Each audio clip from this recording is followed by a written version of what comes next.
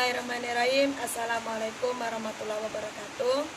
Perkenalkan, kami dari kelompok 1 yang beranggotakan saya sendiri atas nama Erni Kurniasih dengan rekan saya Rina Hairani.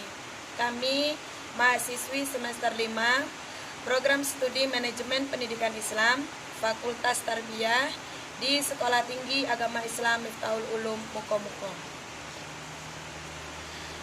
Baiklah, di sini kami akan menyampaikan hasil presentasi telaah materi PAI kelas 12 di SMA 03 Muko-Muko. Untuk memenuhi tugas ujian tengah semester dengan mata kuliah telaah materi PAI di sekolah dengan dosen pengampu Yenita Zuryani MPD. Kami dari kelompok 1 akan menyampaikan telaah materi PAI dalam 1 tahun pelajaran di kelas 12 SMA 03 Muko-Muko. Nah, untuk materi PAI di kelas 12 SMA 03 Muko-Muko, di sini sudah memakai buku panduannya atau kurikulumnya itu sudah kurikulum K13. Dengan buku panduannya sendiri itu sudah edisi revisi tahun 2018. Selanjutnya di sini saya akan menyampaikan untuk program tahunannya. Nah, jadi untuk program tahunan dari materi PAI di kelas 12 SMA 3 Muko-Muko ini diantaranya sebagai berikut. Untuk di semester 1 dengan KD 3.1 menganalisis dan mengevaluasi makna Quran surat Al-Imran ayat 190 sampai 191 dan surat Al-Imran ayat 159 serta hadis tentang berpikir kritis dan bersikap demokratis, itu dengan alokasi waktu 9 jam pelajaran. Kemudian untuk KD 3.2-nya yaitu menganalisis dan mengevaluasi makna Al-Quran surat Luqman ayat 13-14 dan Al-Quran surat Al-Baqarah ayat 83 serta hadis tentang kewajiban beribadah dan bersyukur kepada Allah serta berbuat baik kepada sesama manusia, dialokasikan waktunya 9 jam pelajaran. Selanjutnya untuk KD 3.3 yaitu menganalisis dan mengevaluasi makna iman kepada hari akhir dengan alokasi waktu 12 jam pelajaran. Selanjutnya di KD 3.4 yaitu menganalisis dan mengevaluasi makna iman kepada qada dan qadar dengan alokasi waktu 12 jam pelajaran. Selanjutnya di KD 3.5 dengan bunyi KD-nya menganalisis dan mengevaluasi perilaku bekerja keras dan bertanggung jawab dalam kehidupan sehari-hari yang berkembang di masyarakat. Ini dengan alokasi waktu 12 jam pelajaran. Kemudian di KD 3.6 yaitu menganalisis dan mengevaluasi ketentuan pernikahan dalam Islam, yaitu dengan alokasi waktu 9 jam pelajaran. Selanjutnya di KD 3.7 yaitu menganalisis dan mengevaluasi ketentuan waris dalam Islam dengan alokasi waktu 9 jam pelajaran. Selanjutnya di KD 3.8 yaitu menganalisis dan mengevaluasi strategi dakwah dan perkembangan Islam di Indonesia dengan alokasi waktu 6 jam pelajaran. Selanjutnya KD 3.9 menganalisis dan mengevaluasi sejarah perkembangan Islam di Indonesia dengan alokasi waktu 6 jam pelajaran. Kemudian 3.10 menganalisis dan mengevaluasi faktor-faktor kemajuan peradaban Islam di dunia dengan alokasi waktu 6 jam pelajaran. Selanjutnya yang terakhir yaitu 3.11 yaitu menganalisis dan mengevaluasi faktor-faktor kemunduran peradaban Islam di dunia dengan alokasi waktu 6 jam pelajaran.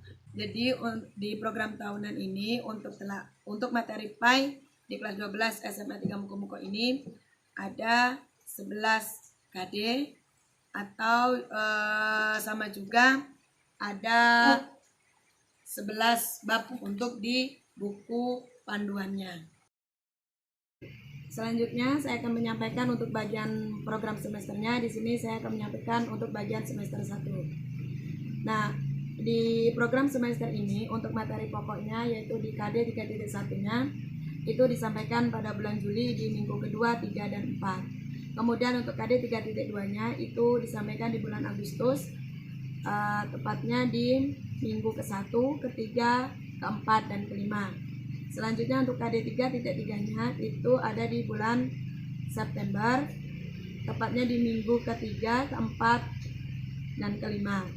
Selanjutnya KD 3.4 itu ada di bulan Oktober, tepatnya di minggu ke-3, ke-4, dan ke-5. Selanjutnya 3.5 itu ada di bulan November, tepatnya di minggu ke-1, 2, 3, dan 4. Dengan dari keseluruhan tersebut, di dalam program semester ini jumlah efektifnya itu berjumlah 54 jam pelajaran. Kemudian untuk jumlah jam cadangannya ada 9 jam pelajaran. Jadi untuk jumlah total keseluruhan di semester ganjil ini adalah 63 jam pelajaran. Baiklah, selanjutnya saya akan masuk ke silabus dan RPP. Nah, di sini untuk bagian silabus dan RPP saya akan memberikan satu contohnya saja, yaitu pada bagian kompetensi dasar 3.1. Untuk di bagian silabus, di kompetensi dasar 3.1, nah di sini saya akan bacakan berurutan dari atas, yaitu dari KI1, KI2, KI3, serta KI4-nya. Jadi untuk KI1-nya itu terbiasa membaca Al-Quran sebagai pengamalan dengan meyakini bahwa agama mengajarkan kepada umatnya untuk berpikir kritis dan bersikap demokratis. Dengan indikatornya terbiasa membaca Al-Quran sebagai pengalaman dengan meyakini bahwa agama mengajarkan kepada umatnya itu untuk berpikir kritis dan bersikap demokratis. Dengan materi pokoknya Al-Quran surat Al-Imran ayat 190 sampai 191 dan surat Al-Imran ayat 159.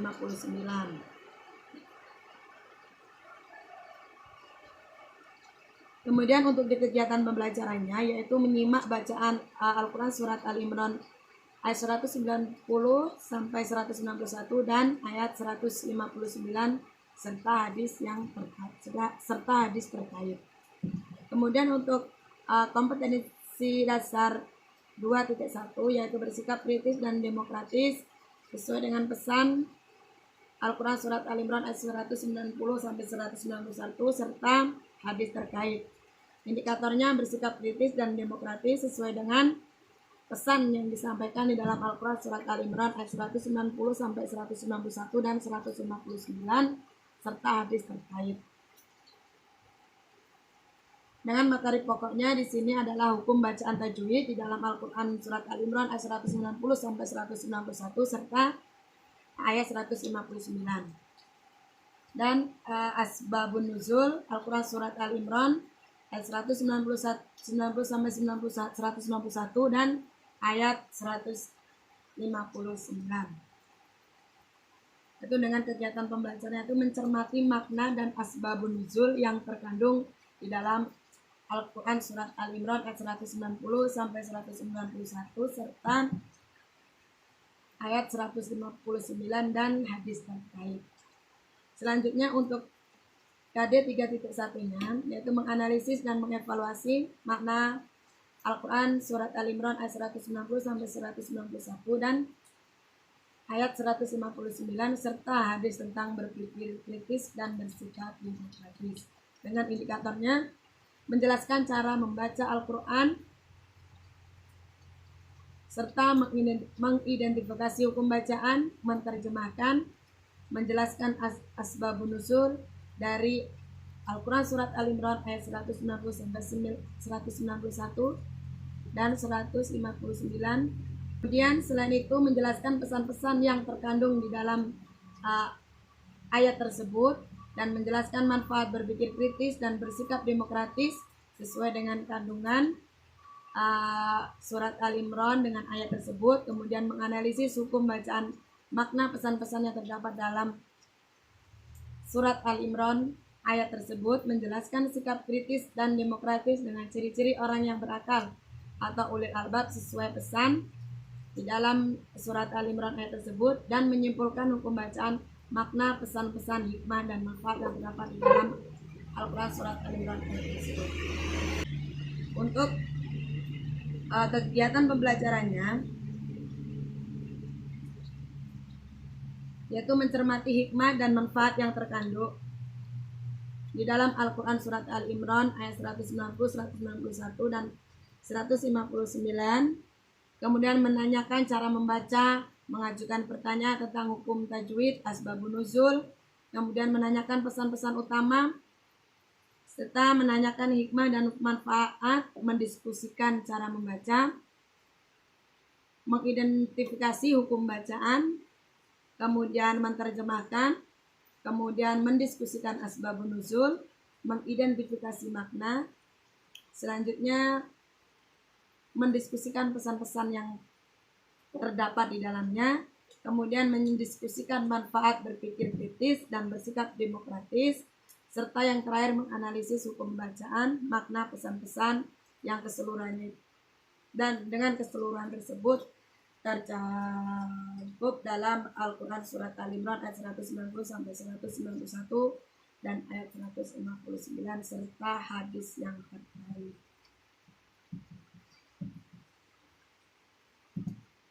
Kemudian sebagai contohnya di RPP, di rencana pelaksanaan pembelajarannya, untuk KD 3.1 ini yaitu alokasi waktunya 3 kali 45 menit untuk pertemuan ke-1. Jadi KD 3.1 ini ada di pertemuan pertama.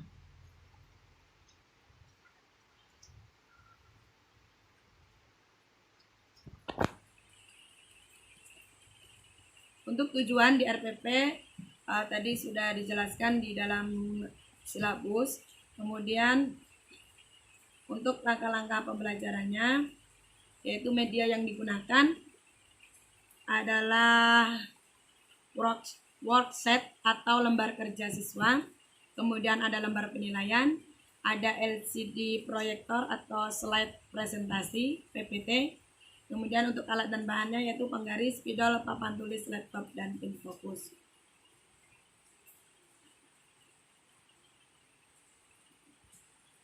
Jadi di sini di RPP-nya untuk pendahuluannya itu peserta didik seperti biasa ya, memberi salam, berdoa, menyanyikan lagu nasional, kemudian mengecek kehadiran peserta didik, memberi motivasi, kemudian guru menyampaikan tujuan serta manfaat pembelajaran sesuai dengan topik atau tema yang akan diajarkan, kemudian menyampaikan garis besar cakupan materi dan langkah pembelajaran. Kemudian untuk kegiatan intinya itu ada kegiatan literasi, ada critical thinking, ada collaboration, ada communication, dan ada creativity. Nah, untuk kegiatan literasi ini, peserta didik di sini diberi motivasi dan dipandu untuk melihat, mengamati, membaca, dan menuliskan kembali. Mereka diberi tayangan dan bahan bacaan yang terkait dengan hukum bacaan tajwid yang ada di dalam Al-Quran surat Ali Imran ayat 190 sampai 191 dan 159. Kemudian untuk critical thinkingnya itu guru memberikan kesempatan untuk mengidentifikasi sebanyak mungkin hal yang belum dipahami, dimulai dari pertanyaan faktual serta ke pertanyaan bersifat hipotetik. Pertanyaan ini harus tetap berkaitan dengan materi hukum bacaan tajwid yang ada di dalam Al-Quran surat Al-Imran ayat 190 sampai 191 dan 199. Kemudian untuk di collaboration itu peserta didik bentuk dalam beberapa kelompok untuk mendiskusikan, mengumpulkan informasi, kemudian mempresentasikan ulang dan saling bertukar informasi. Selanjutnya untuk di communication itu peserta didik mempresentasikan hasil dari kerja kelompok atau individu secara klasikal. Selanjutnya di creativity, guru dan peserta didik membuat kesimpulan dari pembelajaran yang telah disampaikan tentang pembacaan tajwid yang ada di dalam Al-Quran Surat Al-Imran ayat 190, 191 dan ayat 199. Dan di bagian terakhir yaitu adalah penutup. Untuk lembar penilaiannya itu yang pertama adalah sikap. Sikap ini adalah berupa lembar pengamatan, kemudian untuk pengetahuannya itu LK atau lembar kerja peserta didik, dan untuk keterampilannya yaitu kinerja atau observasi diskusi. Selanjutnya, di sini saya akan menyampaikan promes semester 2 kelas 12 di SMA Negeri 3 Muko-Muko. Pada semester 2 terdapat 6 KD yang sudah disampaikan tadi di program tahunan. Pada KD per 3.6 ini disampaikan pada bulan Januari, minggu pertama, ketiga, dan keempat. Selanjutnya KD 3.7 disampaikan pada bulan Februari pada minggu pertama, ketiga, dan kelima. Untuk KD 3.8 disampaikan pada bulan Maret, yaitu pada minggu ke-1 dan kedua. Selanjutnya untuk KD 3.9 ini disampaikan pada bulan Maret minggu keempat dan bulan April minggu pertama. Selanjutnya untuk KD 3.10 disampaikan pada bulan April minggu ketiga dan minggu keempat. Dan terakhir KD 3.11 disampaikan pada bulan Mei minggu kedua dan minggu ketiga. Nah, dengan jumlah jam efektif pada semester genap ini 42 jam pelajaran, jumlah jam cadangan 15 jam pelajaran, dengan jumlah jam total semester genap yaitu 57 jam pelajaran. Selanjutnya mengenai silabus dan RPP di semester genap, di sini saya akan mengambil satu contoh materi mengenai pernikahan dalam Islam yaitu KD 3.6.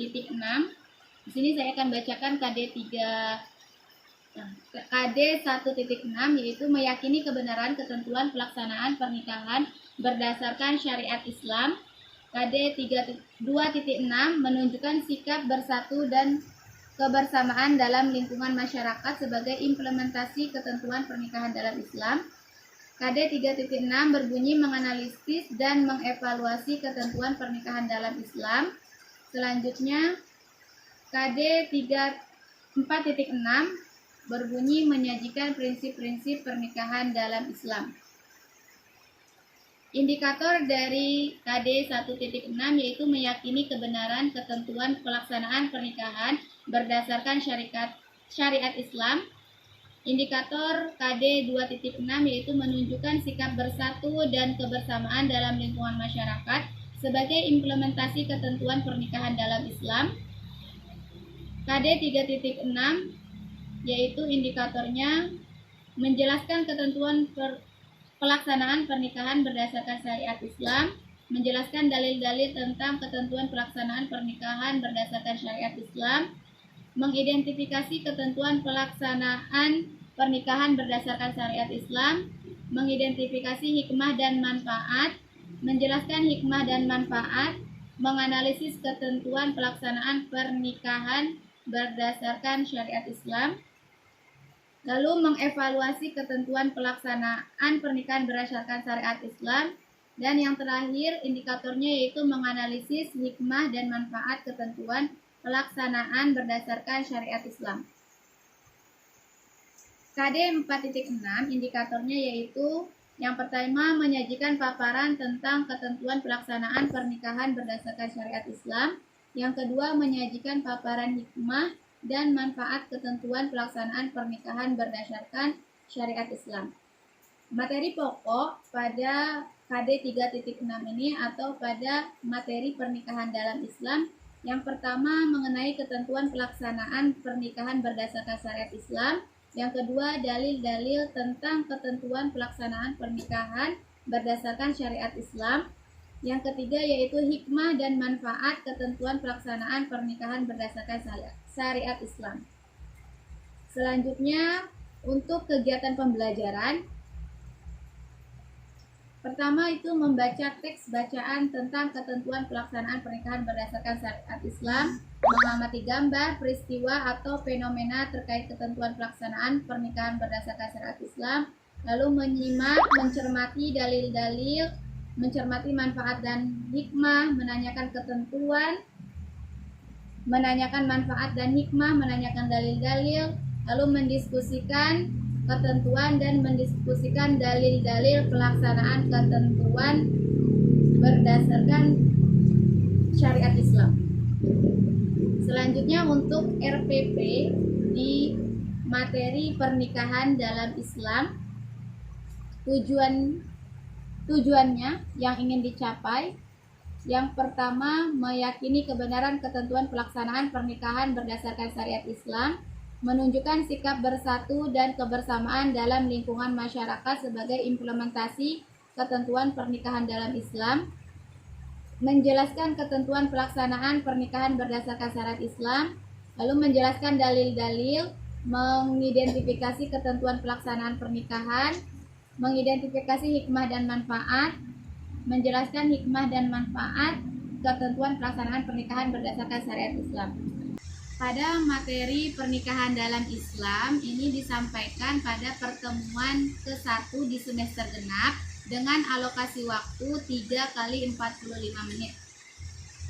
Selanjutnya langkah-langkah dalam pembelajaran, medianya yaitu worksheet atau lembar kerja, kedua lembar penilaian, dan ketiga LCD proyektor atau slide presentasi. Alat dan bahannya yaitu menggunakan penggaris, spidol, papan tulis, laptop, dan infocus. Selanjutnya langkah-langkah pembelajaran untuk pendahuluan. Di sini peserta didik memberi salam, berdoa, dan menyanyikan lagu nasional. Lalu guru mengecek kehadiran, menyampaikan tujuan dan manfaat, dan menyampaikan garis besar cakupan materi dan langkah pembelajaran.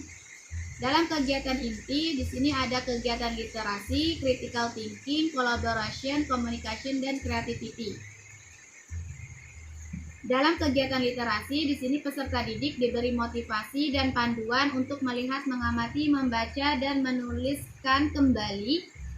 Mereka diberi tayangan dan bahan bacaan terkait ketentuan pelaksanaan pernikahan berdasarkan syariat Islam. Di kegiatan critical thinking, di sini guru memberikan kesempatan untuk mengidentifikasi sebanyak mungkin hal yang belum dipahami, dimulai dari pertanyaan faktual sampai ke pertanyaan yang bersifat hipotetik. Pertanyaan ini harus tetap berkaitan dengan materi ketentuan pelaksanaan pernikahan berdasarkan syariat Islam. Selanjutnya, kegiatan yang ketiga yaitu collaboration. Di sini peserta didik dibentuk dalam beberapa kelompok untuk mendiskusikan, mengumpulkan informasi, mempresentasikan ulang, dan saling bertukar informasi mengenai ketentuan pelaksanaan pernikahan berdasarkan syariat Islam. Selanjutnya di kegiatan communication, di sini peserta didik mempresentasikan hasil kerja kelompok atau individu secara klasikal, mengemukakan pendapat atas presentasi yang dilakukan, kemudian ditanggapi kembali oleh kelompok atau individu yang mempresentasikan. Selanjutnya kegiatan yang terakhir yaitu creativity. Dalam creativity, guru dan peserta didik membuat kesimpulan tentang hal-hal yang telah dipelajari terkait dengan ketentuan pernikahan berdasarkan syariat Islam. Peserta didik kemudian diberi kesempatan untuk menanyakan kembali hal-hal yang belum dipahami. Selanjutnya kegiatannya yaitu penutup. Di sini guru bersama peserta didik merefleksikan pengalaman belajar, lalu guru memberikan penilaian lisan secara acak dan singkat, dan guru menyampaikan rencana pembelajaran pada pertemuan berikutnya. Setelah itu berdoa. Untuk penilaian, di sini yang dinilai ada 3 kriteria. Yang pertama yaitu sikap, pengetahuan, dan keterampilan Di sini untuk sikap bisa diambil nilai dari lembar pengamatan, pengetahuan dari lembar kerja peserta didik, dan keterampilan dari kinerja dan observasi diskusi. Selanjutnya untuk analisis alokasi waktu dalam 1 tahun pelajaran pendidikan agama Islam dan budi pekerti di SMA 3 Muko-Muko kelas 12. Di semester ganjil, perhitungan jam efektif, banyaknya minggu efektif pada semester ganjil ini 21 minggu, banyaknya jam pelajaran 21 minggu dikali 3 jam pelajaran, yaitu sama dengan 63 jam pelajaran. Distribusi alokasi waktu. Pada KD 3.1, alokasi waktu 9 jam pelajaran, KD 3.2, 9 jam pelajaran, KD 3.3, 12 jam pelajaran, KD 3.4 12 jam pelajaran, KD 3.5 12 jam pelajaran, dan jumlah jam cadangan yaitu 9 jam pelajaran. Jadi jumlah jam pelajaran efektif pada semester 1 yaitu 63 jam pelajaran dikurang 9 jam pelajaran yaitu 54 jam pelajaran. Selanjutnya untuk analisis alokasi waktu di semester 2 yaitu banyaknya minggu efektif di semester 2 19 minggu, banyaknya jam pelajaran 19 minggu dikali 3 jam pelajaran sama dengan 57 jam pelajaran. Selanjutnya untuk distribusi alokasi waktu pada semester 2 ini, KD 3.6 itu alokasi waktu 9 jam pelajaran, KD 3.7 9 jam pelajaran, KD 3.8 6 jam pelajaran, KD 3.9 6 jam pelajaran, KD 3.10 6 jam pelajaran, KD 3.11 6 jam pelajaran dengan jumlah jam cadangan 15 jam pelajaran. Jadi jumlah jam pelajaran efektif di semester 2 yaitu 50 jam pelajaran dikurang 15 jam pelajaran menjadi 42 jam pelajaran. Dari hasil telaah materi PAI yang telah kami lakukan di kelas 12 pada tahun pelajaran 2020-2021 di SMA Negeri 3 Muko-Muko, kami dapat mengambil kesimpulan bahwasanya keseluruhan perangkat pembelajaran yang ada pada kelas 12 itu telah sesuai antara perencanaan dan pelaksanaannya. Demikianlah telaah materi PAI kelas 12 di SMA Negeri 3 Muko-Muko dari kelompok 1. Apabila terdapat kesalahan dalam kami mentelaah, kami mohon maaf yang sebesar-besarnya. Sekian dan terima kasih. Wassalamualaikum warahmatullahi wabarakatuh.